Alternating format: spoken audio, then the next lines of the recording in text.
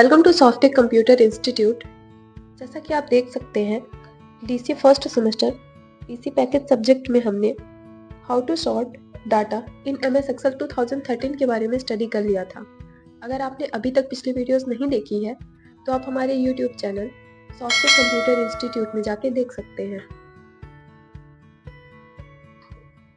हमारा आज का टॉपिक है how to insert, delete, move and hide और अनहाइड रोज एंड कॉलम्स। इसके बारे में हम डिटेल में स्टडी करेंगे, तो चलिए स्टार्ट करते हैं। Insert, delete, move, hide and unhide rows and columns.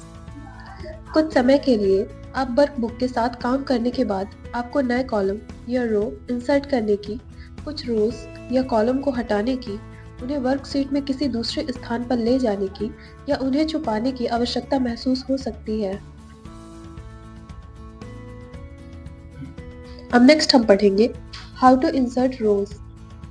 जहां आप नई रो दिखाना चाहते हैं, उस रो हेडिंग को सिलेक्ट करें। उदाहरण के लिए, यदि आप रो 7 और 8 के बीच एक रो डालना चाहते हैं, तो रो 8 का चयन करें। जैसा कि इस इमेज में आप देख सकते हैं, 8 नंबर की रो सिलेक्टेड है। जस्ट इसके सेंटर में आपको एक न्यू इंसर्ट रो दिखाई देगी। होम टैब पर स्थित इंसर्ट कमांड पर क्लिक करें। जैसा कि आप स्क्रीन पे इस इमेज के माध्यम से भी देख सकते हैं, आपको इंसर्ट टैब हाईलाइट करके दिखाया जा रहा है। आपको नई रो चयनित रो के ऊपर दिखाई देने लगेगी।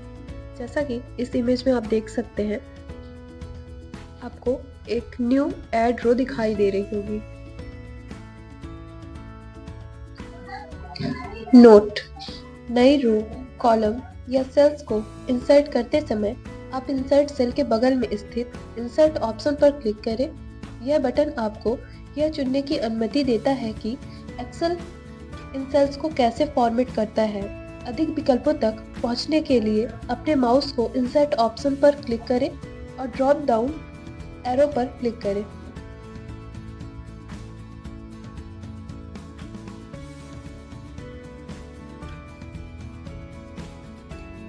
अब नेक्स्ट है हाउ टू इंसर्ट कॉलम्स।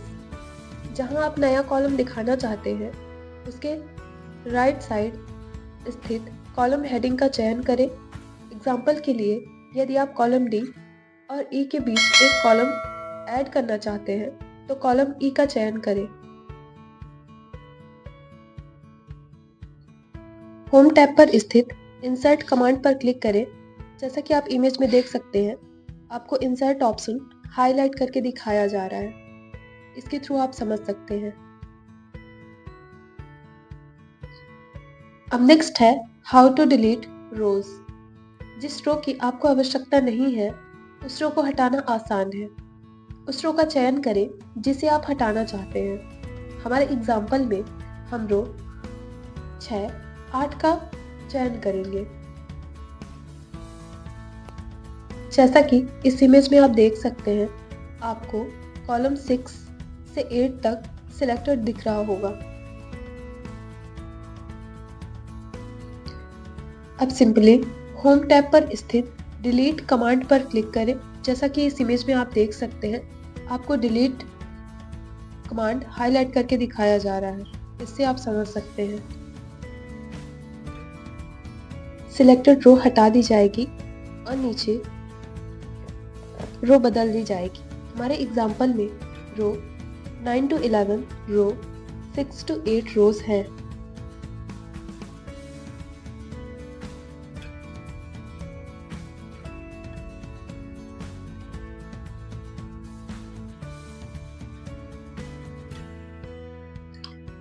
अब नेक्स्ट हम स्टडी करेंगे how to delete columns.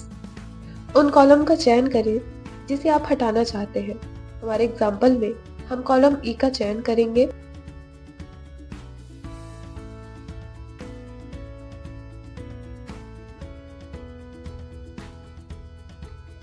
Home tab पर स्थित डिलीट कमांड पर क्लिक करें। जैसा कि आप इस इमेज में देख सकते हैं, आपको डिलीट कमांड हाईलाइट करके दिखाई जा रही है। इसके थ्रू आप समझ सकते हैं।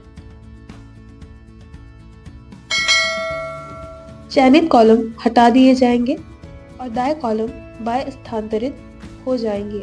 हमारे एग्जाम्पल में कॉलम F अब कॉलम E है।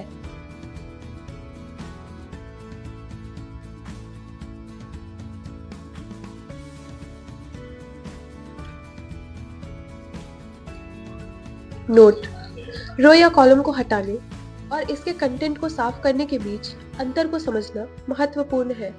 यदि आप दूसरों को स्थानांतरित किए बिना किसी रो या कॉलम के कंटेंट को हटाना चाहते हैं तो हेडिंग पर राइट क्लिक करें, फिर ड्रॉप डाउन मेन्यू से डिलीट कंटेंट का चयन करें। अब नेक्स्ट हम पढ़ेंगे हाउ टू हाइड अ रो और कॉलम। कभी कभी आप अपनी वर्कशीट के संगठन को बदले बिना कुछ रो या कॉलम्स की तुलना करना चाह सकते हैं। एक्सेल आपको आवश्यकता अनुसार रोज और कॉलम्स को छिपाने की अनुमति देता है। हमारे एग्जाम्पल में हम कॉलम A, B और E की तुलना करना आसान बनाने के लिए कॉलम C और D छुपाएंगे।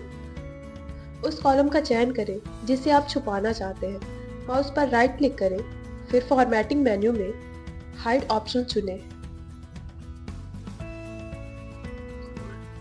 कॉलम छुप जाएंगे।